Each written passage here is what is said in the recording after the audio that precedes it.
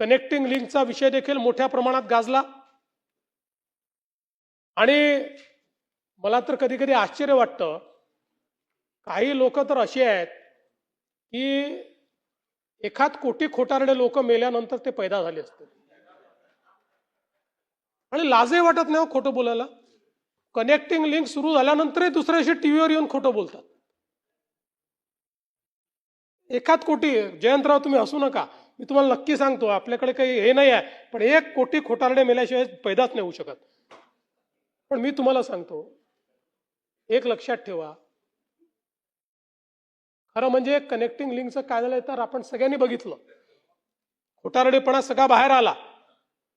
पण त्याच वेळी महायुती सरकारची हिंमत होती म्हणून आम्ही कनेक्टिंग लिंक बांधून दाखवली. ज्यावेळी कोकण रेल्वे बांधायची वेळ आली त्यावेळी असंच लोक म्हणायचे ही रेल्वे चालू शकणार नाही, ही बांधू नका, इथे दरड कोसळते. पण मधु दंडवते नावाच्या एका व्यक्तीमध्ये हिंमत होती, त्यांनी सांगितलं बांधणार,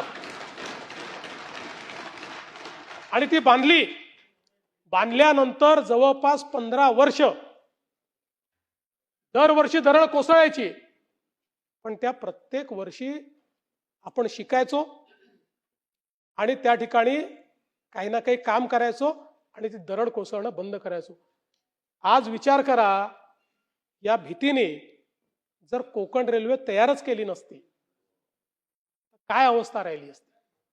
आणि म्हणून ही जी मिसिंग लिंक आहे, या मिसिंग लिंकचा इतिहासही असाच आहे. ज्यावेळी मागचं आघाडीचं सरकार होतं, त्या आघाडीच्या सरकारमध्ये या मिसिंग लिंकच्या संदर्भातला प्रस्ताव तयार झाला आणि त्या सरकारच्या माननीय मुख्यमंत्री महोदयांनी 2 पानी नोट लिहून 14 कारण सांगून ही मिसिंग लिंक करता येणार नाही अशा पद्धतीनं फाईल बंद केली.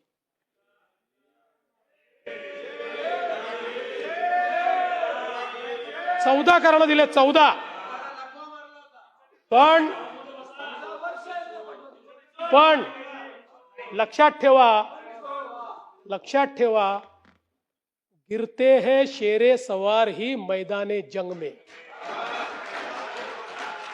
गिरते हैं शेरे सवार ही मैदाने जंग में, वो तिफल क्या गिरे जो घुटनों के बल चले.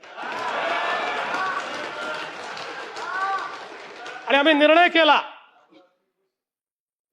हा निर्णय केला, अधिकाऱ्यांशी बोललो, एक्सपर्टशी बोललो, त्यांचं म्हणणं होतं शक्य आहे, हे आपण करू शकतो, आणि आपण ते करून दाखवलं आणि कनेक्टिंग लिंक तयार झाली. ही नुसती लिंक नाही, इंजिनिअरिंग मार्वल तयार झालं. जगातला सगळ्यात मोठा बोगदा, सगळ्यात रुंद बोगदा जगातला,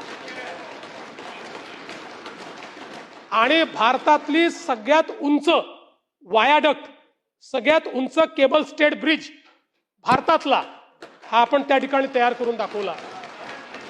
जिथे 170 किलोमीटर प्रति तासाचा वारा येतो, त्या ठिकाणी आपण ही मिसिंग लिंक तयार केली किंवा कनेक्टिंग लिंक तयार केली. आणि मला अतिशय त्या सगळ्या इंजिनियर्सचं, कॉन्ट्रॅक्टर्सचं, अधिकाऱ्यांचं कौतुक करायचं आहे की ज्यांनी हे इंजिनिअरिंग मार्वल तयार करून दाखवलं.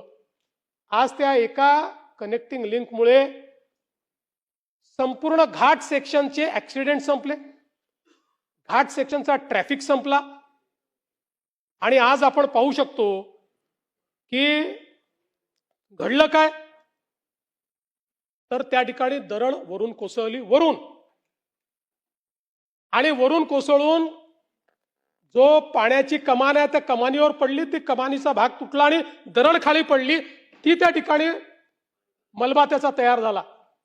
कुठेही केबल स्टेड ब्रिजला क्रॅक नाही, कुठल्याही बोगद्याला अडचण नाही.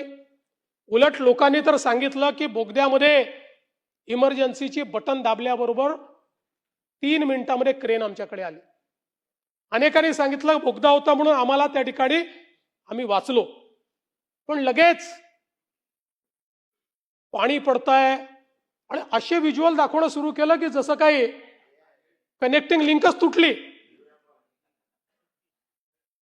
आणि काही लोक ज्यांना तोंडखुरी आहे,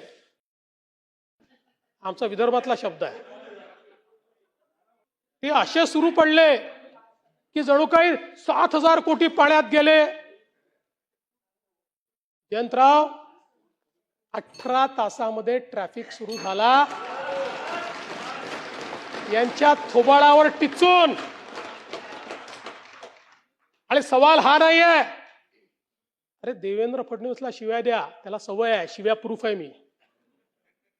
कारण जीवनात एकच गोष्ट शिकलो, आजपासून 10 वर्षांनी हे शिव्या देणारे दिसणार नाही, पण ती कनेक्टिंग लिंक असेल आणि देवेंद्र फडणवीसचं आणि एकनाथ शिंदेचं नाव असेल. पण माझा आक्षेप या गोष्टीला आहे, मला बदनाम करा पण महाराष्ट्राला बदनाम करू नका.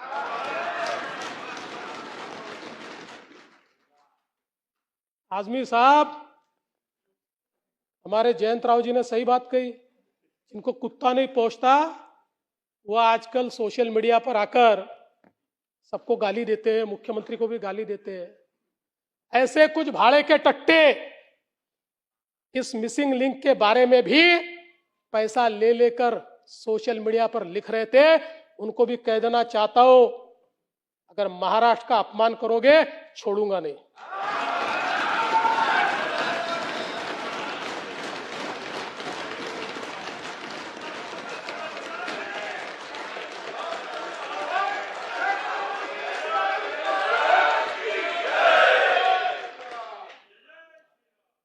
अध्यक्ष महोदय, या घटनेने देखील आपल्याला काही गोष्टी शिकवल्या की पाण्याचा प्रवाह कसा बदलू शकतो, दरड कशी कोसळू शकते. आणि म्हणून पुन्हा IITच्या एक्सपर्टशी आपण चर्चा केली.